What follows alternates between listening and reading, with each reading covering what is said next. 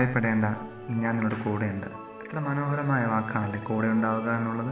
ഒരാൾക്ക് നൽകാൻ കഴിയുന്ന ഏറ്റവും വലിയ ഉറപ്പാണ് ഞാൻ നിന്നോട് കൂടെയുണ്ടെന്നുള്ളത്. ഒരുവൻ്റെ പ്രയാസങ്ങളിലും പ്രതിസന്ധികളിലും താങ്ങായും തണലായും നിൽക്കാൻ കഴിഞ്ഞാൽ നമ്മുടെ ജീവിതവും അത്രമാത്രം അനുഗ്രഹപ്രദമായി തീരും.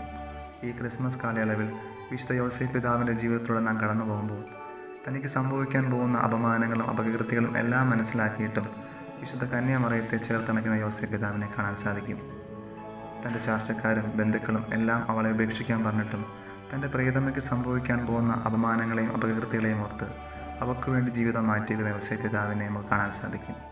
വിശുദ്ധ കന്യാമറിയത്തെ ചേർത്ത് നിൽക്കുന്ന യോസേപ്പ് പിതാവിൻ്റെ ജീവിതത്തിലേക്ക് ദൈവം മനുഷ്യപുത്രനായി വന്ന് പിറക്കുന്നു. ഈ നോമ്പിൻ്റെ യാത്രയിൽ നമുക്ക് ചുറ്റുമുള്ളവരെ ചേർത്തണയ്ക്കാനും അവരുടെ പ്രയാസങ്ങളിലും പ്രതിസന്ധികളിലും താങ്ങായും തണലായും മാറാനും നമുക്ക് സാധിക്കണം.